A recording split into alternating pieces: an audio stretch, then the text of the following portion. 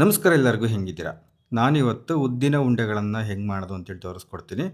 ರುಚಿ ಬಗ್ಗೆ ಯಾವುದೇ ರೀತಿ ಗುಮಾನಿ ಇಟ್ಕೊಳಕ್ಕೆ ಹೋಗ್ಬೇಡ್ರಿ. ಬಾಯಿಗೆ ಇಟ್ಕೊಂಡ್ರೆ ಕರಗ್ತವೆ ಅಂತೀವಲ್ಲ, ಅಷ್ಟು ಚೆನ್ನಾಗಿ ಬರ್ತವೆ ಉಂಡೆಗಳಂತೂ. ನಾನೇನೇನು ಹೇಳ್ತೀನಿ ನೀವು ಹಂಗೆ ಮಾಡಿದ್ರಿ ಅಂತಂದರೆ ಬಾಯಿಗೆ ಇಟ್ಕೊಂಡ್ರೆ ಹಂಗೆ ಕರಗಿ ನಾವು ಕರಗೋಗ್ಬಿಡ್ಬೇಕು. ಅಷ್ಟು ಚೆನ್ನಾಗಿರ್ತವೆ. ಮತ್ತು ಅಷ್ಟೇ ಅಲ್ಲ, ಇದು ಆರೋಗ್ಯಕ್ಕೆ ಭಾಳ ಅಂತಂದರೆ ಭಾಳ ಒಳ್ಳೆಯದು. ಬೆನ್ನೋವು, ಸೊಂಟ ನೋವು, ಮಂಡಿ ನೋವು ಇದಕ್ಕೆಲ್ಲನೂ ಕೂಡ ಭಾರಿ ಅಂತಂದರೆ ಭಾರಿ ಒಳ್ಳೆಯದು. ಬೇಕಾದ್ರೆ ನೀವು ತಿಂದು ನೋಡಿರಿ. ಏನೋ ಒಂಥರ ನಿಮ್ಮ ದೇಹಕ್ಕೊಂಥರ ಕಸುವು ಸಿಕ್ಕಂಗಾಗುತ್ತೆ. ಆಮೇಲೆ ಏನೋ ಒಂದು ಹೊಸ ಇದು ಅನ್ಸುತ್ತೆ, ಚೈತನ್ಯನೇ ಸಿಕ್ತು ಅನ್ನೋ ಅಂಥ ಅನುಭವ ನಿಮ್ಗೆ ಆಗೇ ಆಗುತ್ತೆ ಅಂತ ನನಗೆ ಅನ್ನಿಸ್ತೈತೆ. ಯಾವಾಗಾನ ಅಪರೂಪಕ್ಕೆ ಮಾಡ್ಕೊಂಡು ತಿನ್ನಿರಿ, ಮಕ್ಳಿಗೂ ಮಾಡಿಕೊಡ್ರಿ, ಭಾಳ ಒಳ್ಳೆಯದು. ಬರೀ ದಿನ ಹೆಂಗೆ ಮಾಡೋದು ಅಂತೇಳಿ ನಾನು ಇವತ್ತು ನಿಮಗೆ ತೋರಿಸ್ಕೊಡ್ತೀನಂತೆ. ನಾನಿಲ್ಲಿ ಒಂದು ಅಳತೆ, ನೀವು ಯಾವುದಾದ್ರೂ ಒಂದು ಅಳತೆ ತಗೊಳ್ರಿ.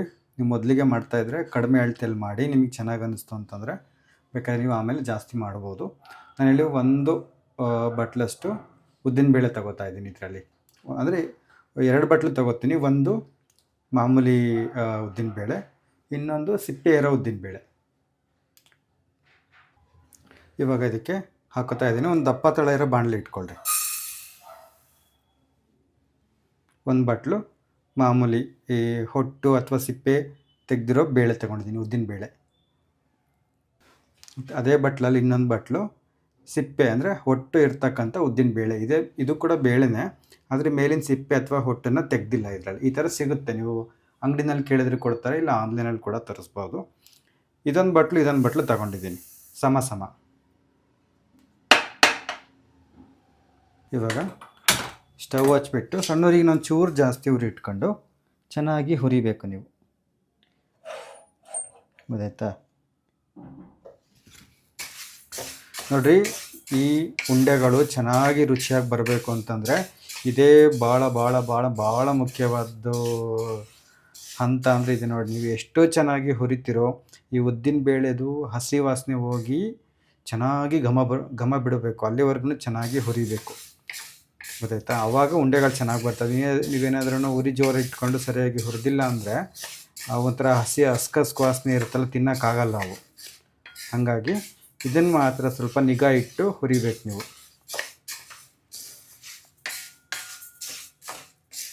ಅದಕ್ಕೇನೋ ದಪ್ಪ ತಳ ಇರೋ ಬಾಣಲಿ ತಗೊಳ್ರಿ, ಆವಾಗ ಚೆನ್ನಾಗಿ ಹುರಿಬೋದು. ನೋಡಿ, ನಾನು ಒಂದು ಇಷ್ಟು ಉರಿ ಇಟ್ಟು ಚೆನ್ನಾಗಿ ಹುರಿತಾ ಇದ್ದೀನಿ. ಇದು ದಪ್ಪ ತಳ ಇರೋ ಬಾಣಲಿ ಆಗಿರೋದ್ರಿಂದ ಚೆನ್ನಾಗಿ ಹುರಿಬೋದು. ನೀವು ಕೂಡ ಇಂಥದ್ದೇ ತಗೊಳ್ರಿ. ಆಮೇಲೆ ನೀವು ಯಾಕೆ ಅದೊಂದು ಇದನ್ನು ತಗೋಬೇಕು ಉದ್ದಿನಬೇಳೆ ಅಂತ ಅಂದ್ಕೋಬೋದು. ಇದನ್ನು ಸಿಪ್ಪೆ ಸಮೇತ ಅಂದರೆ ಹೊಟ್ಟಿನ ಸಮೇತ ತಿನ್ನೋದ್ರಿಂದ ಆರೋಗ್ಯಕ್ಕೆ ಒಳ್ಳೆಯದು ಅಂತ ತಗೋಬೇಕು. ನೀವು 2 ಇಲ್ಲ ಅಂತಂದರೆ ನೀವು ಬರೀ ಯಾವುದಾದ್ರೂ ಒಂದು ಕೂಡ ಹಾಕಿ ಮಾಡ್ಬೋದು, ಏನು ತೊಂದರೆ ಇಲ್ಲ. ಅದೇ ಇದರಲ್ಲಿ ಭಾಳ ಅಂದರೆ ಭಾಳ ಮುಖ್ಯವಾದ್ದೇನಪ್ಪ ಅಂದರೆ ಉದ್ದಿನಬೇಳೆನ ಚೆನ್ನಾಗಿ ಹುರಿಬೇಕು ಅಷ್ಟೇ, ಇನ್ನೇನಿಲ್ಲ. ಇನ್ನು ಮಿಕ್ಕಿರೋವೆಲ್ಲ ಭಾಳ ಅಂದರೆ ಭಾಳ ಸುಲಭವಾಗಿರೋವೇ. ಹಾಗಾಗಿ ಇದೊಂದು ಗಮನ ಇಟ್ಟು ಒಂಚೂರು ಹುರಿಯಿರಿ. ನೋಡಿರಿ, ಉದ್ದಿನಬೇಳೆ ಒಂದು 3/4 ಭಾಗ ಹುರಿದಿದ್ದಾದ್ಮೇಲೆ ನೀವು ಇದಕ್ಕೆ ಏನು ಹಾಕ್ಬೇಕಪ್ಪ ಅಂತಂದರೆ ಒಂದು 1/4 ಕಪ್ಪಷ್ಟು ಅಕ್ಕಿ ತಗೊಂಡಿದ್ದೀನಿ ಇಲ್ಲಿ. 1/4 ಕಪ್ಪು ಇದು ಬಟ್ಲು ನಾನು ಯಾವುದ್ರಲ್ಲಿ ತಗೊಂಡಿದ್ನೋ ಅದೇ ಬಟ್ಲಲ್ಲಿ ಒಂದು 1/4 ಬಟ್ಲಷ್ಟು ಅಕ್ಕಿ ತಗೊಂಡಿದ್ದೀನಿ. ಯಾವುದಾದ್ರೂ ಅಕ್ಕಿ ನೀವು, ಆಯಿತಾ? ಬೇಕಾದ್ರೆ ನೀವು ಇನ್ನೂ ಸ್ವಲ್ಪ ಕಡಿಮೆನೂ ತಗೋಬೋದು, ಅಕ್ಕಿ ಏನು ತೊಂದರೆ ಇಲ್ಲ. ಇವಾಗ ಅಕ್ಕಿನೂ ಅಷ್ಟೇ ಚೆನ್ನಾಗಿ ಅಳ್ಕೋಬೇಕಿದ್ರಲ್ಲಿ. ನೋಡಿರಿ, ಉದ್ದಿನಬೇಳೆ ಒಂದು 3/4 ಅಂದರೆ ಒಂದು 80 ಭಾಗ ಹುರಿಬೇಕು, ಆಮೇಲೆ ಅಕ್ಕಿ ಹಾಕಬೇಕು. ಯಾಕಂದರೆ ಅಕ್ಕಿ ಭಾಳ ಹೊತ್ತು ಹಿಡಿಯಲ್ಲ ಹುರಿಯೋದಕ್ಕೆ, ಆಯಿತಾ? ಹಾಗಾಗಿ ಆ ಕಡೆ ಒಂಚೂರು ಗಮನ ಇರಲಿ. ಇಲ್ಲ ನಿಮಗೆ ಸ್ವಲ್ಪ ಹಂಗೆ ಎಡವಟ್ಟಾಗುತ್ತೆ ಅನ್ನೋದಾದರೆ ಇವನ್ನ ಚೆನ್ನಾಗಿ ಹುರ್ಕೊಂಡಿದ್ದಾದಮೇಲೆ ಅಕ್ಕಿಯನ್ನು ನೀವು ಇನ್ನೊಂದು ಸರ್ತಿ ಬೇರೆ ಹುರ್ಕೋಬೋದು, ಏನೂ ತೊಂದರೆ ಇಲ್ಲ. ಅದೇ ನಾನು 3-4 ನಿಮಿಷದಲ್ಲೇ ಹುರಿಬೋದು ಅಕ್ಕಿನ. ಸ್ವಲ್ಪ ಇದು ಹುರಿಯೋಷ್ಟೊತ್ತಿಗೆ ಜಾಸ್ತಿ ಹೊತ್ತಾಗುತ್ತೆ, ಸಮಾಧಾನವಾಗಿ ಹುರಿಬೇಕಷ್ಟೆ.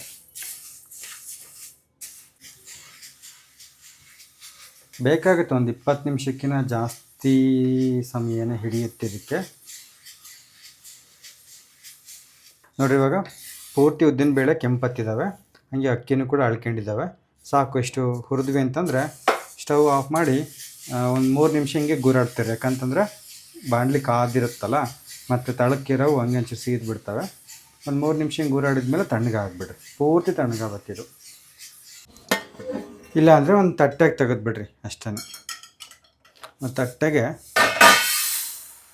ಹಾಕ್ರಿ ಹಿಂಗೆ. ಇನ್ನು ಗಾಢ ಸ್ವಲ್ಪ ತಣ್ಣಗೆ ಹಾಕ್ರಿ. ಇವಾಗ ನೋಡಿರಿ ಪೂರ್ತಿ ತಣ್ಣಗಾಗುತ್ತೆ.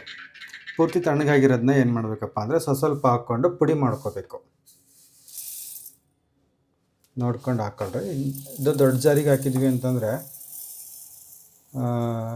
ನುಣ್ಣಗಾಗಲ್ಲ ಅಂತೇಳಿ ನಾನು ಏನು ಮಾಡಿ ಸಣ್ಣ ಜಾರಿಗೇ ಸ್ವಲ್ಪ ಹಾಕ್ಕೊಂಡು ಪುಡಿ ಮಾಡ್ಕೊತೀನಿ. ನೀವು ಹಂಗೆ ಮಾಡಿರಿ, ಆಯಿತಾ?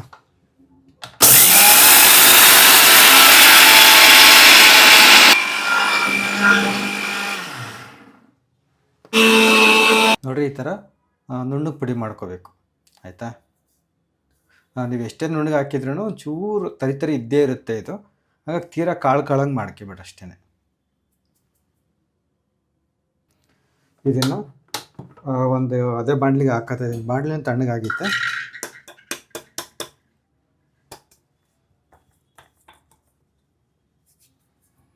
ಎಲ್ಲನೂ ಒಂದೇ ಇದಕ್ಕಿರ್ಬೇಕಿದು.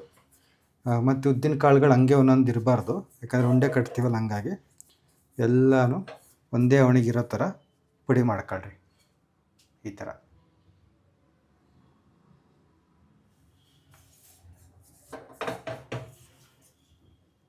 ಸ್ವಲ್ಪ ಮಿಕ್ಸಿ ಇದು ಸುಡ್ತಿರುತ್ತೆ, ಹುಷಾರು, ಯಾಕಂದರೆ ಹೆವಿ ಲೋಡ್ ಇರುತ್ತಲ್ವ, ಹಂಗಾಗಿ. ನೋಡಿರಿ, ಅಷ್ಟು ಹಿಂಗೆ ಪುಡಿ ಮಾಡಿ ಇಟ್ಕೊಂಡಿದ್ದೀನಿ ಈ ಥರ. ನುಣ್ಣಗಾಗುತ್ತೆ. ಸಣ್ಣ ಜಾರಲ್ಲಿ ಹಾಕ್ರಿ, ತೀರಾ ದೊಡ್ಡ ಜಾರ್ಗೊಳಗೆ ಅದು ಹಿಂಗೆ ಇಟ್ಟಿಟ್ಟದಂಗೆ ಆಗಲ್ಲ. ಆಮೇಲೆ ಅದು ಲೋಡ್ ಜಾಸ್ತಿ ಇರುತ್ತಲ್ಲ, ಮಿಕ್ಸಿ ಜಾರು ಅಷ್ಟೇ ಹಂಗೆ ಕೆಂಡಿದ್ದಂಗೆ ಇರುತ್ತೆ, ಹಂಗೇ. ಮತ್ತೊಂಚೂರು ಕೈಯಾಗಿ ಮುಟ್ಬೇಕಾದ್ರೆ ಒಂಚೂರು ಹುಷಾರು. ಹಾಗೆ ನೋಡಿರಿ, ನಾನಿಲ್ಲಿ ಬೆಲ್ಲನ ನೀವು ಉದ್ದಿನಬೇಳೆ ತಗೊಂಡಿದ್ರಲ್ಲ, 2 ಬಟ್ಲು ಉದ್ದಿನಬೇಳೆ ತಗೊಂಡಿದ್ದೀವಿ. 2 ಬಟ್ಲು ಬೆಲ್ಲ ತೊಗೊಂಡ್ರೆ ಸಿಹಿ ಮುಂದಾಗಿರುತ್ತೆ, ಸಿಹಿ ಚೆನ್ನಾಗಿರುತ್ತೆ. ಇನ್ನೊಂದು ಸ್ವಲ್ಪ ಸಪ್ಪೆ ತಿಂತೀವಿ ಅನ್ನೋದಾದರೆ 1.5 ಬಟ್ಲು ತೊಗೋಬೋದು. ತೀರಾ ಅದಕ್ಕೇ ಕಡಿಮೆ ತೊಗೊಂಡ್ರೆ ಸಪ್ಪಗಿರುತ್ತೆ, ತಿನ್ನೋಕ್ಕಲ್ಲ. 2 ಬಟ್ಲು ತೊಗೊಂಡ್ರೆ ಸಿಹಿ ಮುಂದಾಗಿರುತ್ತೆ, ಮಕ್ಕಳುಗಳಿಗೂ ಕೂಡ ಚೆನ್ನಾಗಿರುತ್ತೆ, ಇಷ್ಟಪಟ್ಟು ತಿಂತಾವೆ. ತೀರಾ ಸಪ್ಪಗಿದ್ರೋ ಬಾಯಕ್ಕೆ ಇಡಲ್ಲ ಆಮೇಲೆ. ಹಾಗಾಗಿ ನಾನಿಲ್ಲಿ 2 ಬಟ್ಲು ಬೆಲ್ಲ ತಗೋತಾ ಇದ್ದೀನಿ, ಇದೇ ಬಟ್ಲಲ್ಲಿ. ಉಂಡೆ ಬೆಲ್ಲನ ಒಂದು ಚಾಕು ತೊಗೊಂಡು ಎರಿತೀನಿ ಇಲ್ಲಿ, ಆಯಿತಾ? ಎರೆದ್ರೆ ಅನುಕೂಲ, ಮಿಕ್ಸಿ ಹಾಕ್ಯಣಕ್ಕೂ ಅನುಕೂಲ ಆಗುತ್ತೆ. ಆಮೇಲೆ ಅದು ಅಳತೆ ತಗೊಳಕ್ಕೂ ಅನುಕೂಲ ಆಗುತ್ತೆ. ಹಂಗಾಗಿ ಒಂದ್ಸರಿ ಹಿಂಗೆ ಎರೀರಿ, ಹಿಂಗೆ ಹುಷಾರಾಗಿ.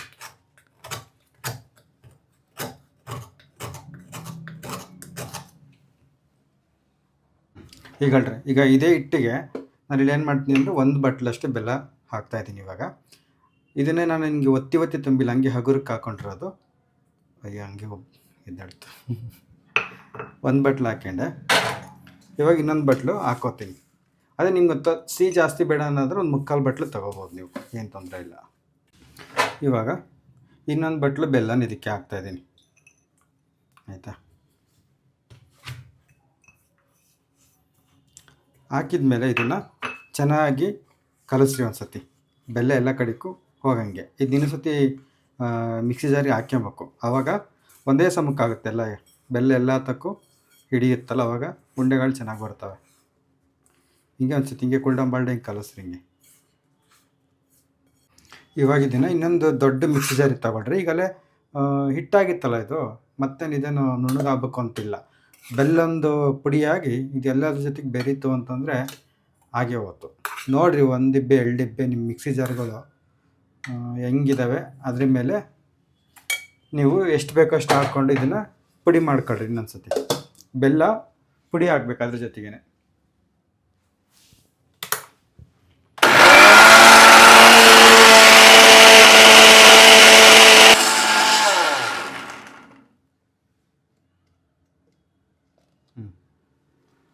ನೋಡಿ, ಹಿಂಗಾಯಿತು ಅಂತಂದರೆ ಬೆಲ್ಲ ಎಲ್ಲ ಕಡೆಗೂ ಚೆನ್ನಾಗಿ ಬೆರೆತು ಬಿಟ್ಟು ಉಂಡೆಗಳು ಚೆನ್ನಾಗಿ ಬರ್ತವೆ, ಗೊತ್ತಾಯ್ತಾ? ನೋಡಿರಿ ಎಂಥ ಚೆನ್ನಾಗಿ ಬಂದೈತೆ ಅಂತ. ಇವಾಗ ಇದನ್ನು ಈ ಕಡೆ ಇನ್ನು ಇದೇ ತಟ್ಟಿಗೆ ಹಾಕ್ಯತೀನಿ, ಬೆಲ್ಲ ತುರಿದಿದ್ನಲ್ಲ ಅದೇ ತಟ್ಟಿಗೆ ಹಾಕ್ಯತೀನಿ. ಹಿಂಗೆ ಅಷ್ಟನ್ನು ಹಿಂಗೆ ಮಾಡ್ಕೋಬೇಕು, ಆಯಿತಾ? ಈ ಥರ ಒಂದು ಸತಿ ನೋಡಿರಿ, ಒಂದು ಬೆಲ್ಲ ನೋಡಿರಿ ಪುಡಿ ಆಗಿರೋದಿಲ್ಲ, ಇದು ಮತ್ತಿನ್ನೊಂದು ಸತಿ ಹಾಕ್ಕೊಳ್ರಿ. ಆಯಿತಾ. ಎಲ್ಲ ಚೆನ್ನಾಗಾಗೈತೆ.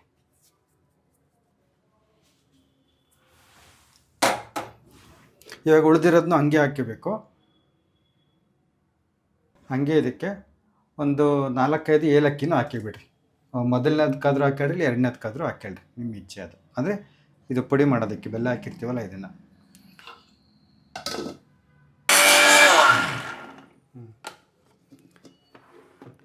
ಎರಡನೇ ಸತಿನೂ ಹಾಕ್ಯಂಡು 2 ಸತಿ ಹಾಕ್ಯಂಡು ಹೊಟ್ಟಿವಾಗ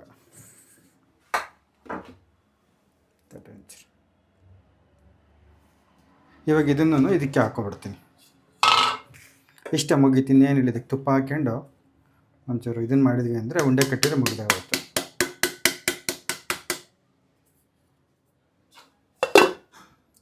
ಒಂದು ಸತಿ ಹಿಂಗೆ ಚೆನ್ನಾಗಿ ಕಲಿಸ್ರಿ ಯಾವುದಕ್ಕೂ. ಇವಾಗ ನೋಡಿರಿ, ಇದೇ ಬಟ್ಲಲ್ಲಿ ಒಂದು ಬಟ್ಲು ತುಪ್ಪ ತಗೊಂಡಿದ್ದೀನಿ, ಆಯಿತಾ. ಇದನ್ನು ನಾನೇನು ಬಿಸಿ ಮಾಡ್ಕೊಬರೋದಿಲ್ಲ, ಸುಮ್ಮನೆ ಕರಗಿಸ್ತೀನಿ ಅಷ್ಟೇ. ಇದನ್ನು ಕರಗಿಸ್ಕೊಂಬರ್ಬೇಕು. ಒಂಚೂರು ಕರಗಕ್ಕಿಡ್ತೀನಿ ಇಲ್ಲೇನೆ.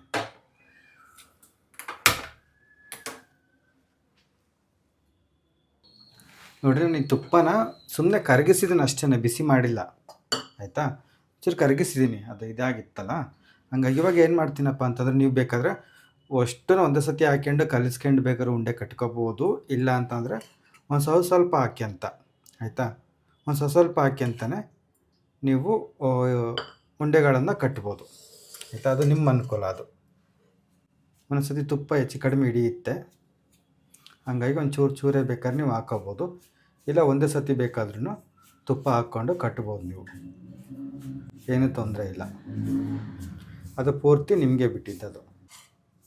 ಹಾಕ್ಯಂಡು ಹಿಂಗೆ ಚೆನ್ನಾಗಿ ಎಲ್ಲ ಕಡೆಗೂ ತುಪ್ಪ ಹೋಗೋ ಥರ ಕಲಿಸ್ತಾ ಬರ್ರಿ ಹಿಂಗೆ, ಆಯಿತಾ. ಇವಾಗ ಉಂಡೆ ಕಟ್ಬಿಡ್ಬೋದು ಹಿಂಗೇನೆ. ಸುಮ್ಮನೆ ತೋರಿಸ್ತೀನಿ ನೋಡಿರಿ ನಾನು ನಿಮಗೆ ಯಾವ ಸೈಜಿಗೆ ಬೇಕೋ ಆ ಸೈಜಿಗೆ. ಸ್ವಲ್ಪ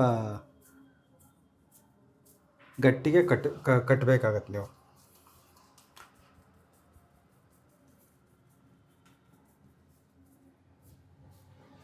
ಈ ಥರ ಇದು ತಣ್ಣಗಾದ್ಮೇಲೆ ಇನ್ನೂ ಗಟ್ಟಿಗೆ ಆಗ್ತವೆ, ಆಯಿತಾ. ಹಾಗೆ ಇಲ್ಲಿ ಅಳುಕು ಮಾಡ್ಕೋಬೇಡ್ರಿ ಇಲ್ಲಿ ತುಪ್ಪನ. ಇಲ್ಲೊಂಚೂರು ಗಟ್ಟಿಗೆ ಇರಲಿ. ನಿಮಗೇನು ಉಂಡೆ ಒಣಗಿದ್ರೆ ಆಯ್ತು ಅಷ್ಟೇ. ನೋಡಿ, ಹಿಂಗೆ ಚೆನ್ನಾಗಿ ಸ್ವಲ್ಪ ತುಪ್ಪ ಹಾಕ್ಕೊಂಬರ್ರಿ. ನಿಮಗಿದೇನೋ ಇಷ್ಟೊಂದು ಒಣ ಜಾಸ್ತಿ ತುಪ್ಪ ಹಿಡಿಯುತ್ತೆ ಅಂತ ಅನಿಸುತ್ತೆ. ಜಾಸ್ತಿ ಏನು ಹಿಡಿಯಲ್ಲ, ಮಾಮೂಲಿ ಅಷ್ಟೇ ಹಿಡಿದ್ರೆ ಒಂದು ಬಟ್ಲು ಹಿಡಿಯುತ್ತೆ ಅಷ್ಟೇ. ನೀವು ನಾನು ತೋರಿಸಿದ್ನಲ್ಲ ಅದರಲ್ಲಿ. ಈಗ 2 ಬಟ್ಲು ಉದ್ದಿನಬೇಳೆ, 2 ಬಟ್ಲು ಬೆಲ್ಲ, 1 ಬಟ್ಲು ತುಪ್ಪ. ಅದೇ ಮಸ್ತಾಗೋಯ್ತು. ರುಚಿಯಾದ ಉದ್ದಿನ ಉಂಡೆಗಳನ್ನ ಮಕ್ಕಳಿಗೆ ಮಾಡಿಕೊಟ್ಟು ನಾವು ತಿನ್ಬೋದು. ಎಂಥ ಚೆನ್ನಾಗಿರ್ತವೆ ಅಂತೀರ. ನೀವು ಒಂದು ಸತಿ ಮಾಡ್ಕೊಂಡು ತಿನ್ನೋಡ್ರಿ. ಇರ್ತಾವೆ, ಒಂದು 15 ದಿನ ಇರ್ತವೆ. 15 ದಿನದ ತನಕ ನಾವು ಇರೋಕ್ಕೆ ಬಿಟ್ಟರೆ ತಾನೆ ಅಷ್ಟು ಚೆನ್ನಾಗಿರ್ತವೆ. ಬಾಯಲ್ಲಿ ಇಟ್ಕೊಂಡ್ರೆ ಹಂಗೆ ಕರಗ್ತಾ ಇರ್ತವೆ, ಆಯಿತಾ. ಹೀಗೆ ತುಪ್ಪ ಎಲ್ಲನೂ ಹಿಡಿಯತ್ತರ ಎಲ್ಲ ಕಡೆಗೂ ಸಮವಾಗಿ ಹಿಡಿಬೇಕು. ಸಮವಾಗಿ ಸೇರಿಕೊಂಡಾಗ ಉಂಡೆ ಕಟ್ಟಕ್ಕೆ ಚೆನ್ನಾಗಿರುತ್ತೆ. ಹಿಂಗೆ ಎಲ್ಲದನ್ನು ಚೆನ್ನಾಗಿ ಕಲಸಿದ್ದಾದಮೇಲೆ ನಿಮಗೆ ಯಾವ ಅಳತೆಗೆ ಉಂಡೆಗಳು ಬೇಕೋ ಆ ಅಳತೆಗೆ ಉಂಡೆಗಳನ್ನು ಕಟ್ಟಿರಿ. ಆಮೇಲೆ ನೀವು ಇದನ್ನ ಏನಾದ್ರೂ ಮಕ್ಕಳಿಗೆ ಮಾಡಿಕೊಡ್ಬೇಕು ಅಂತಿದ್ದರೆ ಒಂದು ಸತಿ ಉದ್ದಿನ ಬೇಳೆನ ಚೆನ್ನಾಗಿ ತೊಳೆದ್ಬಿಟ್ಟು ಬಿಸಿಲಿಗೆ ಒಣ ಹಾಕಿ, ಆಮೇಲೆ ಅದು ಒಣಗಿದ ಮೇಲೆ ನಾನು ಏನೇನು ಹೇಳಿದ್ದೀನಿ ಆ ಥರ ಮಾಡಿದರೆ ಇನ್ನೂ ಚೆನ್ನಾಗಿರುತ್ತೆ, ಆಯಿತಾ. ನಾನಿಲ್ಲಿ ಒಂದು ಹತ್ತಿ ಬಟ್ಟೆ ತೊಗೊಬಿಟ್ಟು ಹಂಗೆ ಅದ್ರ ಮೇಲಿರೋ ಆ ಪುಡಿ ಅಂಥದ್ದೆಲ್ಲ ಇರುತ್ತಲ್ಲ ಉದ್ದಿನ ಬೇಳೆದು, ಅದನ್ನೆಲ್ಲ ತೆಗೆದಿದ್ದೆ. ಮಕ್ಕಳಿಗಾದ್ರೂ ಒಂಚೂರು ನಾಜೂಕಾಗಿ ಮಾಡಿಕೊಟ್ರೆ ಆರೋಗ್ಯಕ್ಕೆ ಒಳ್ಳೆಯದಲ್ವ. ಹಂಗಾಗಿ ಉದ್ದಿನ ಬೇಳೆ ಇದು ಕರಿದು ಹೊಟ್ಟು ಸಮೇತ ಇರೋ ಉದ್ದಿನಬೇಳೆ ಮತ್ತು ಇದು ಮಾಮೂಲಿ ಉದ್ದಿನಬೇಳೆ ಹೊಟ್ಟು ತೆಗೆದಿರೋದು, ಇವೆರಡನ್ನೂ ಸೇರಿಸ್ಬಿಟ್ಟು ಚೆನ್ನಾಗಿ ತೊಳೆದ್ಬಿಟ್ಟು ಬಿಸಿಲಿಗೆ ಒಣ ಹಾಕಿ, ಆಮೇಲಿಂದ ಒಣಗಿದ ಮೇಲೆ ನೀವು ಈ ಉಂಡೆಗಳನ್ನು ಮಾಡ್ಕೋಬೋದು. ನೋಡಿರಿ, ತುಪ್ಪ ಇನ್ನೂ ಉಳಿದಿದೆ, ಅಷ್ಟು ಹಾಕಿಲ್ಲ. ತುಪ್ಪ ಹೆಚ್ಚು ಕಡಿಮೆ ಆಗುತ್ತೆ, ಆಯಿತಾ. ಒಂದು ಬಟ್ಲು ಅಂದರೆ ಒಂದು ಬಟ್ಲೆ ಹಿಡಿಯುತ್ತೆ ಅಂತಲ್ಲ, ಅದಕ್ಕಿಂತ ಕಡಿಮೆನೇ ಹಿಡಿಬೋದು. ಒಂದೊಂದ್ಸತಿ ಅದಕ್ಕಿಂತ ಒಂಚೂರು ಜಾಸ್ತಿ ಹಿಡಿಬೋದು. ನನ್ನ ಪ್ರಕಾರ ಜಾಸ್ತಿ ಅಂತೂ ಹಿಡಿಯಲ್ಲ. ಒಂದು ಬಟ್ಲು, ಒಂದು ಮುಕ್ಕಾಲು ಬಟ್ಲಿಂದ ಒಂದು ಬಟ್ಲು ಅದೇ ಬೇಕಾದಷ್ಟಾಗುತ್ತೆ. ಉಂಡೆಗಳು ಚೆನ್ನಾಗಿ ಬರ್ತವೆ. ಇವನ್ನೇನು ತೀರಾ ಏನು ಕಷ್ಟಪಟ್ಟು ಕಟ್ಟಬೇಕಪ್ಪ, ಅವಾಗ ಮಾಡಿ ಆವಾಗಲೇ ಕಟ್ಟಿಬಿಡಬೇಕು, ಒಂದು ಅರ್ಧ ಗಂಟೆ ಆದಮೇಲೆ ಇದಾಗ್ತವೆ ಅನ್ನೋಂಗಿಲ್ಲ. ಏನೂ ತೊಂದರೆ ಇಲ್ಲ. ನೀವು ಆರಾಮಾಗಿ ಸಮಾಧಾನವಾಗಿ ಉಂಡೆಗಳು ಕಟ್ಬೋದು. ಒಂದು ಅರ್ಧ ಗಂಟೆ ಬಿಟ್ಟು ಕಟ್ಟಿದ್ರೂ ಉಂಡೆ ಕಟ್ಬೋದು, ಏನೂ ತೊಂದರೆ ಇಲ್ಲ, ಆಯಿತಾ. ಆಮೇಲೆ ಇವು ಇಲ್ಲಿ ಕಟ್ಬೇಕಾರೆ ಏನನ್ಸುತ್ತೆ ಅಂದರೆ ನಿಮಗೆ ಒಂಚೂರು ಅಳುಕಂತ ಅನಿಸುತ್ತೆ. ಯಾಕಂದರೆ ನಮ್ಮ ಅಂಗೈಯಲ್ಲೂ ಶಾಖ ಇರುತ್ತಲ್ವಾ? ಇದನ್ನ ಕಟ್ಬೇಕಾದ್ರೆ ಅದ್ರ ಬಿಸಿಗೆ ತುಪ್ಪ ಒಂಚೂರು ಹಿಂಗೆ ಕರಗ್ದಂಗೆ ಆಗಿರುತ್ತೆ. ಹಂಗಾಗಿ ಚೂರು ತೆಳ್ಳಗಂತ ಅನಿಸ್ತವೆ. 1 ಗಂಟೆ 2 ಗಂಟೆ ಬಿಟ್ಮೇಲೆ ಅವು ಒಂಚೂರು ಗಟ್ಟಿಗೆ ಆಗ್ತವೆ. ಈಗ ಒಂಚೂರು ಹಿಂಗೆ ಅಳುಕಾಗಿರ್ತಾವಲ್ಲ, ಅವು ದುಂಡಗೆ ಬಂದಿರಲ್ಲ. ಒಂಚೂರು ಹಂಗೆ ಹಿಟ್ಟತ್ರನೇ ಅಳ್ಕೊಂಡಿದ್ದಾವೆ ಅನ್ನಂಗೆ ಆಗುತ್ತೆ ಒಂಚೂರು. ಆವಾಗ ನೀವೇನು ಮಾಡ್ಬೇಕಪ್ಪ ಅಂತಂದರೆ 1 ಗಂಟೆ 2 ಗಂಟೆ ಬಿಟ್ಟ ಮೇಲೆ ನೀವು ಹಂಗೇನೆ ತೋರಿಸ್ತೀನಿ ನಿಮ್ಗೆ ಮುಂದೆ. ಒಂಚೂರು ಹಿಂಗೆ ಅಂಗೈಯಲ್ಲಿ ಹಾಕ್ಕೊಂಡು ಹಿಂಗೆ ಭಾಳ ನಾಜೂಕಾಗಿ ಹಿಂಗೆ ತಿರುವಿದ್ರಿ ಅಂತಂದರೆ ಮತ್ತೆ ದುಂಡಗೆ ಆಗ್ತಾವವು. ಗೊತ್ತಾಯ್ತಾ? ಅಷ್ಟೇ ಇನ್ನೇನಿಲ್ಲ. ಆಮೇಲೆ ಇನ್ನೇನಾರು ಹೇಳಕ್ಕೆ ಇದು ಮಾಡಿದ್ನಾ? ಬೆಲ್ಲದ್ದು ಅಳತೆ ಗೊತ್ತಾಯಿತು. ಅದೇ ನಿಮಗೆ ಭಾಳ, ಭಾಳ, ಭಾಳ, ಭಾಳ ಮುಖ್ಯವಾದ್ದು ಮತ್ತೊಂದು ಸತಿ ಹಗಲಲ್ಲಿ ಅದನ್ನೇ ಹೇಳ್ತೀನಿ ಅಂತ ಅಂದ್ಕೊಳಕ್ಕೆ ಹೋಗ್ಬೇಡ್ರಿ. ಚೆನ್ನಾಗಿ ಹುರಿಬೇಕು. ಅವಾಗ್ಲೇನೆ ಇವು ರುಚಿ ಬರೋದು. ಗೊತ್ತಾಯ್ತಾ? ಆಮೇಲೆ ನಾನಾ ನಮೂನಿ ಮಾಡ್ತಾರೆ ಇದನ್ನ. ಹಿಂಗೆ ಮಾಡ್ಬೇಕಂತಲ್ಲ. ಒಂದೆರಡು ಹಂತಗಳು ಹತ್ತಿತ್ತ ಆಗ್ಬೋದು. ಬಿಟ್ರೆ ಆರೋಗ್ಯಕ್ಕಂತೂ ಇದು ಒಳ್ಳೇದು. ನೀವು ಯಾವ ಥರ ಮಾಡ್ಕೊಂಡ್ ತಿಂದ್ರೂ ಒಳ್ಳೇದು. ಇದು ಭಾಳ ಸುಲಭವಾದ ವಿಧಾನ ಅಂತ ನನಗೆ ಅನ್ನಿಸ್ತಾ ಇದೆ. ನಿಮಗೆ ಅದು ಇಷ್ಟ ಆಗಿತ್ತು ಅಂತಂದರೆ ಇದನ್ನ ಒಂದ್ಸತಿ ಮಾಡಿಬಿಟ್ಟು ಹೇಗೆ ಬಂತು ಅಂತ ಹೇಳಿ. ಗೊತ್ತಾಯ್ತಾ? ನೋಡ್ರಿ ಇವಾಗ ಇವನ್ನ ತಟ್ಟೆಯಲ್ಲಿ ಇಟ್ಟಾಗ ಏನಾಗುತ್ತೆ ಒಂಚೂರು ಅಂಟ್ಕೊಂಡಂಗೆ ಆಗಿರುತ್ತೆ. ಅವಾಗ ಒಂಚೂರು ಹಿಂಗೆ ತಿರುವ್ಬೇಕು ಹಿಂಗೆ. ನಾಜೂಕಾಗಿ ತಿರುವಿ ಹಿಂಗೆ ಕೈಗೆ ಎತ್ಕೋಬೇಕು.